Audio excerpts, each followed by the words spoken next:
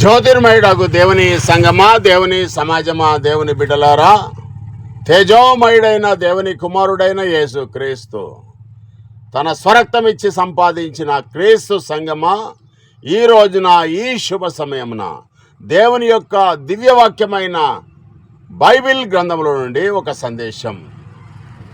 అదేమిటంటే, దేవుడు ఎవరు, యేసు ఎవరు అనేక సందేశాన్ని యూట్యూబ్, ఫేస్బుక్, వాట్సాప్, ఇన్స్టాగ్రామ్ ద్వారా వింటున్న ప్రపంచ ప్రేక్షక మహాశయులందరికీ జ్యోతిర్మయుడగు దేవుని నుండి, ఆయన కుమారుడైన యేసు క్రీస్తు నుండి కృపా సమాధానములు మీకు కలుగునుగాక. వాక్య భాగంలోనికి వెళ్దాం. ఈ కనబడే ప్రపంచం లేక విశ్వం అంతా కూడా దేవుడు కలగజేయక మునుపు, ఈ కనబడే ప్రపంచం లేక విశ్వం అంతా కూడా దేవుడు కలగజేయక మునుపు దేవుడు మాత్రమే ఉన్నాడు. ప్రేమైన దేవుని బిడ్డలారా, ప్రపంచాన్ని కలగజేయాలి, దానిని పోషించాలి. ఆ ప్రకృతి తన ఆకారంగా మనుషులను పెట్టాలి, ప్రకృతిలో వారికి అధికారం ఇవ్వాలి అని అనుకున్నాడు దేవుడు. తక్షణమే దేవుడు క్రియ మొదలుపెట్టాడు, దేవుడు పని మొదలుపెట్టాడు. 6 రోజులలో సృష్టిని సృజించాడు.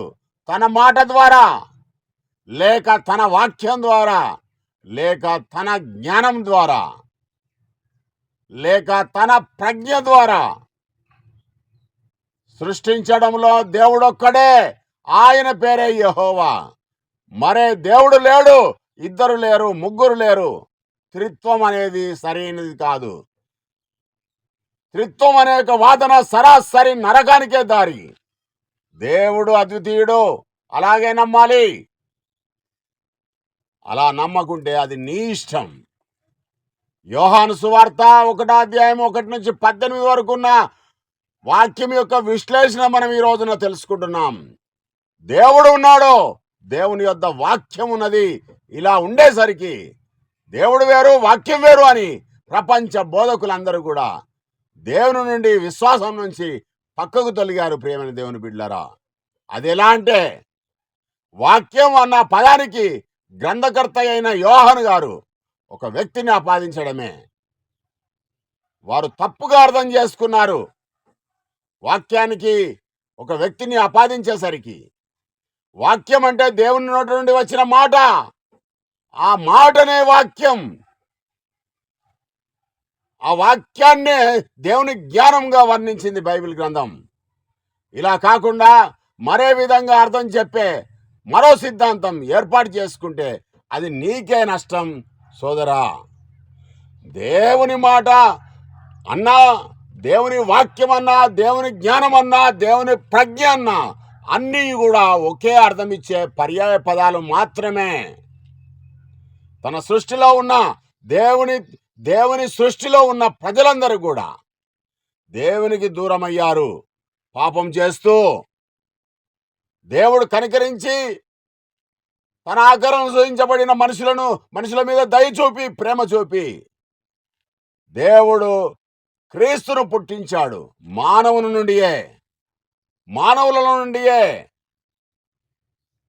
సర్వ మానవాళి రక్షణ కొరకు దేవుని కార్యాలన్నీ, రక్షణ కార్యాలన్నీ క్రీస్తు ద్వారా పూర్తి చేశాడు దేవుడు. క్రీస్తులో దేవుని యొక్క ఆత్మను ఉంచాడు దేవుడు. క్రీస్తులో దేవుడు కొలత లేని ఆత్మను ఉంచాడు. కనుక గొప్ప గొప్ప కార్యాలు, మహత్ కార్యాలన్నీ కూడా మోషే ఏ విధంగానైతే చేశాడో ఆ విధంగా యేసు క్రీస్తు ప్రభు కూడా చేశాడు. దేవుని యొక్క చిత్త ప్రకారంగా దేవుడు ఆయనలో ఉండి దేవుడు నడిపించాడు. కొలత లేని ఆత్మను యేసు క్రీస్తులో ఉంచి దేవుడు నడిపించాడు యేసుక్రీస్తుని. యేసుక్రీస్తు అనే ఒక వ్యక్తిని దేవునికి నరులకును మధ్యవర్తిగా దేవుడు నియమించాడు. సర్వ మానవాళి రక్షణ కొరకు దేవుడు క్రీస్తును నియమించాడు. క్రీస్తులో దేవుని యొక్క ఆత్మను, దేవుని యొక్క జ్ఞానాన్ని ఉంచాడు. ఎవరికైనా ఏదైనా జ్ఞానం కావాలన్నా, వరం కావాలన్నా, ఈవి కావాలన్నా, తెలివి కావాలన్నా, బుద్ధి కావాలన్నా దేవుడు మధ్యవర్తిగా యేసుక్రీస్తు నుంచి అడిగనుక క్రీస్తు ద్వారా ఏది అడిగినా దేవుడు సహాయం చేస్తాడు. ప్రియమైన దేవుని బిడ్డలారా, దేవుడు ఒక్కడే, ఆయన పేరు యెహోవా. యేసుక్రీస్తు దేవుని యొక్క సేవకుడు. వాక్యం అంటే యేసుక్రీస్తు కాదు. వాక్యం అంటే దేవుని యొక్క మాట, దేవుని యొక్క జ్ఞానం, దేవుని యొక్క ప్రజ్ఞ, దేవుని యొక్క విజ్ఞానం. ముందుగా బాప్తిసం ఇచ్చి యోహాను ద్వారా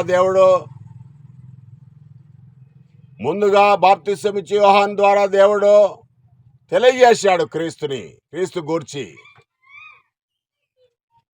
యేసుక్రీస్తు నా కుమారుడని దేవుడు పరలోకంలోని ఒక స్వరం చెప్పాడు. దేవుని గొర్రెపిల్ల అని యోహాను గారు ప్రకటించాడు. యేసు అంటే ఎవరు అని అంటే దేవుని యొక్క సేవకుడు, లేక ప్రవక్త, లేక దేవుని యొక్క దూత, దేవుని యొక్క ఇష్టుడు, దేవుని యొక్క ప్రియుడు, సంఘానికి శిరస్సు, ప్రధాన యాజకుడు. ఈ విధంగా అర్థం చేసుకుంటేనే మీకు రక్షణ. లేకుంటే దేవుని యొక్క శాపం గురి కావలసిన అవసరత ఉన్నది అని బైబిల్ గ్రంథం స్పష్టంగా తెలియజేస్తా ఉన్నది. ఇలా కాకుండా ఇద్దరు దేవుళ్ళని, ముగ్గురు దేవుళ్ళని సంబోధింపవద్దు ప్రియమైన దేవుని బిడ్డలారా. దేవుడు ఒక్కడే, ఆయన పేరు యెహోవా. ఆయన ఉన్నవాడు అనువాడు, సర్వ సృష్టిని కలిగి చేసింది దేవుడే. తన ప్రక్క ఇంకొక దేవుడు లేడు, కుడి ప్రక్క ఒకడు లేడు, ఎడమ ప్రక్క లేడు. దేవుడు అద్వితీయుడు. మరొక దేవుడిని తీసుకొని వచ్చి దేవుని స్థానంలో పెడితే వారికే నష్టమని బైబిల్ గ్రంథం స్పష్టంగా తెలియజేస్తా ఉన్నది. కనుక ఈ విశ్వాసంలో ఉండి ముందుకు సాగండి. దేవుణ్ణి ఎప్పుడునూ ఎవరు చూడలేదు. క్రీస్తులో దేవుని యొక్క గుణాలు దేవుడు ఉంచాడు. క్రీస్తు చూపెట్టిన మార్గంలో, చూపిన మార్గంలో క్రీస్తు జీవించిన జీవితం ఏ విధంగా ఉందో మనం కూడా అలాంటి జీవితం జీవించి క్రీస్తు యేసుకు కలిగిన మనసు మనం కూడా కలిగి జీవించినట్టయితే ఉంటే దేవునికి ఇష్టలుగా జీవించినట్టు, దేవుని పిల్లలుగా జీవించినట్టు యేసు క్రీస్తును రెండవసారి దేవుడు పంపిస్తాడు. ప్రియమైన దేవుని బిడ్డలారా, అప్పుడు వాని క్రియల చొప్పున దేవుడు బహుమానాలు ఇస్తాడు. ఎవరైతే క్రీస్తును దేవుని కుమారుడని నమ్మితే, విశ్వసిస్తే, మన రక్షణ కొరకు దేవుడు క్రీస్తును నియమించాడని ఎవడైతే నమ్ముతాడో వానికే నిత్య జీవం, లేకుంటే నిత్య నరకమే అని బైబిల్ గ్రంథం స్పష్టంగా తెలియజేస్తా ఉన్నది. కనుక ఈ విశ్వాసంలో ముందుకు కొనసాగి దేవుని యొక్క కృపను పొంది దేవుని పిల్లలుగా జీవించి దేవుని యొక్క ఆశీర్వాదం పొంది దేవుడిచ్చే జీవ కిరీటాన్ని పరలోక రాజ్యంలో పొందడానికి అవకాశం ఈ యొక్క దేహంలో ఉన్నప్పుడే మీరు అలాంటి యొక్క అవకాశాన్ని పొంది దేవుని యందు భయభక్తులు కలిగి దేవుడు పిలిచినప్పుడు వెళ్ళి రెండవసారి యేసుక్రీస్తు ప్రభు పంపించినప్పుడు ఖచ్చితంగా నీకు జీవ కిరీటం ఉంటుంది. అదే విషయాన్ని అపోస్తలుడైన పౌలు గారు కూడా తెలియజేశాడు. అనేక మంది భక్తులు తెలియజేశారు, అపోస్తలుడు కూడా తెలియజేశారు. అపోస్తలుల యొక్క బోధ కాక, యేసుక్రీస్తు బోధ కాక మరి ఏ విధమైన కల్పిత బోధల వైపు, కల్పిత సిద్ధాంతాల వైపు వెళ్లకుండా బైబిల్లో ఉన్నది ఉన్నట్టుగా తెలుసుకొని అక్షరం చంపును ఆత్మ జీవింపజేయను గనుక అనేకమైన దొంగ బోధల వైపు వెళ్లకుండా స్వచ్ఛమైన నిజమైన వాక్యమైన దేవుడు ఎవరైతే ఉన్నారో ఆ దేవుణ్ణి ఒక్కడుగానే పూజించాలి, నమస్కరించాలి, స్తుతులు అర్పియాలి, ఘనపరచాలి, మహిమపరచాలి, కీర్తిని ప్రకటించాలి దేవుని గురించి. యేసు దేవుడు కాదు, దేవుని కుమారుడు, దేవుని యొక్క ప్రియుడు, సంఘానికి శిరస్సుగా దేవుడు నియమించాడు. ఆయన చనిపోయినాడు, తిరిగి దేవుడు ఆయన లేపాడు, తన కుడిపార్శ్వమున కూర్చునబెట్టుకున్నాడు. కనుక ఆ విధంగా నమ్మండి. యేసుక్రీస్తును రెండవసారి దేవుడు పంపిస్తాడు నీ కొరకు, నా కొరకు నిత్య జీవం ఇవ్వడానికి. మరి ఆ గుంపులో ఉంటావా ప్రియమైన దేవుని బిడ్డలారా? ఒక్కసారి ఆలోచన చేసి వాక్యానుసారంగా జీవించగలరని ప్రభు పేరుతో కోరుతూ ఈ కొద్ది మాటలు దేవుడి యొక్క మీ వినికిట్లో ఫలించునుగాక, దేవుడి యొక్క వాక్యాన్ని దీవించునుగాక. ఆమేన్.